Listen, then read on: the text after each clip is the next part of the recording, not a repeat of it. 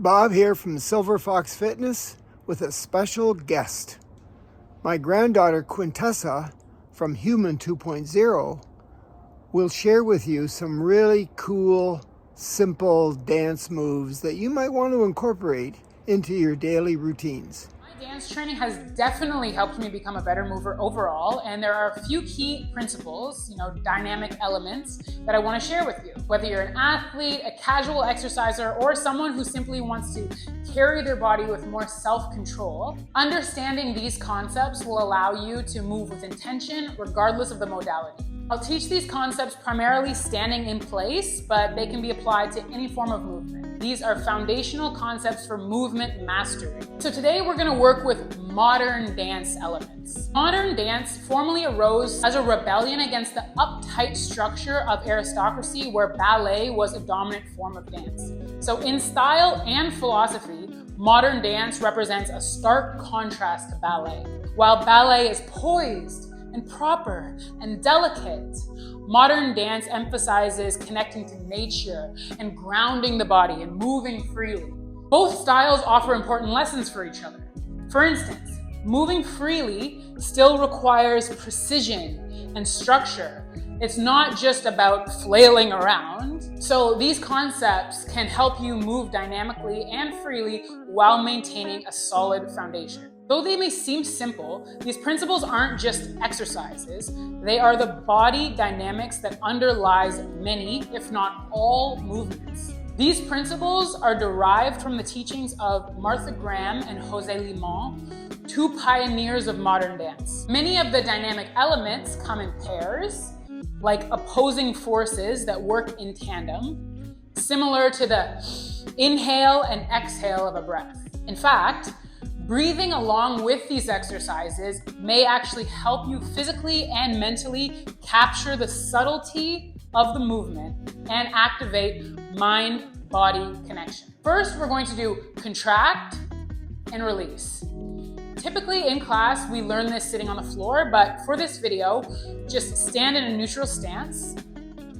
Imagine you're being punched in the gut in slow motion. From the side, pull your core backward until you create a C curve in your spine. Then equally slowly and with control, release your core. And return to a neutral position. Now, I want you to breathe slowly through your nose the entire time. On the contraction, breathe out, and on the release, breathe in. So you're gonna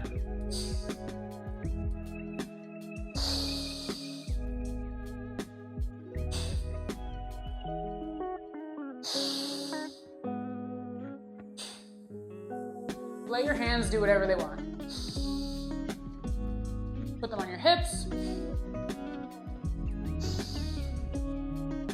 Let them just relax along your sides.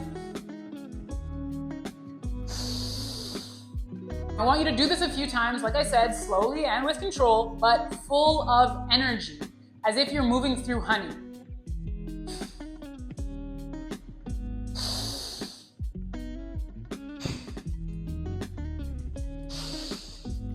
So that is movement dynamic number one. The next is suspend and fall. For this one, breathe only through your mouth. This isn't to say that you have to breathe like this in these ways whenever you apply these elements to your movement. It's just to help you understand the feel of the movement for the sake of our exercise right now. So suspend is like taking a deep breath through your mouth, like when you're shocked, like, you feel your chest rise slightly. It's that moment in a leap where you feel weightless, as if you're floating through the air. Think like Michael Jordan in his iconic slam dunk. Everything pulls you upwards from your crown, extending energy to the tips of your extremities. There's that moment of suspension. And then fall is the exhale. So it's the or sigh. where you give into gravity, you allow yourself to just collapse to the ground, you know? So it works in opposition to the suspension. It doesn't mean that you lose all structure or form. It's about releasing while maintaining overall composure. So you have to think of the surrender to gravity as also a reabsorption into the environment or whatever surface that you're moving upon. You know, you sort of give into that space. You become one with that space. It doesn't necessarily mean fall down, but it's just the dynamic opposite of the suspension. It's often meant to be a passage to the next suspension, you know, rather than a complete splat and just stay there. We usually practice this by going onto our tiptoes in some sort of movement. We'll suspend in the air, and then we'll sit roll, which is a roll along the floor to the next suspension, to the other side. So it's not meant to be just like, again, you just collapse. But for the sake of this video, you can practice this back and forth sensation, this suspension and fall sensation, by expanding your arms up and out with an in-breath, and then letting your arms fall down with the out-breath.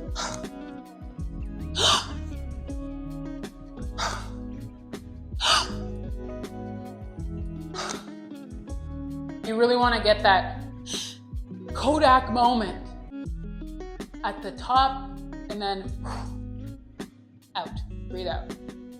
So try this a few times. You will notice that all of these elements, they complement one another. You know, the pairs complement each other, but then all of the pairs also complement each other. And if you have a carpet, feel free to, again, really suspend on your tiptoes and sort of give into the ground.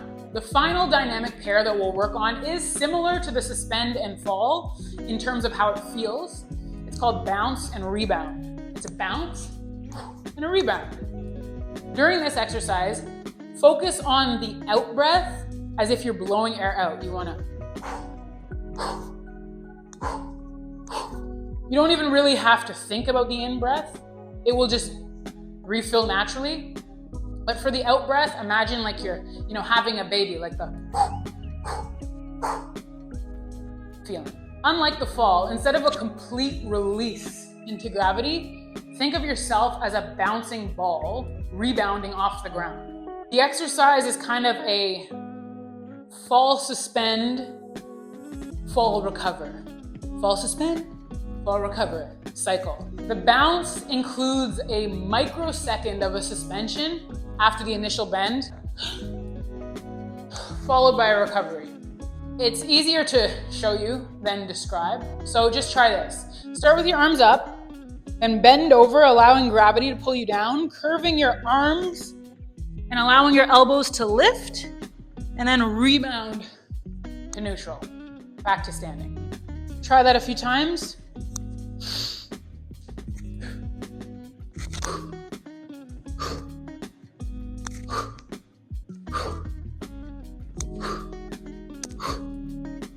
And if you're feeling super fancy, you can even add a little jump if you like. So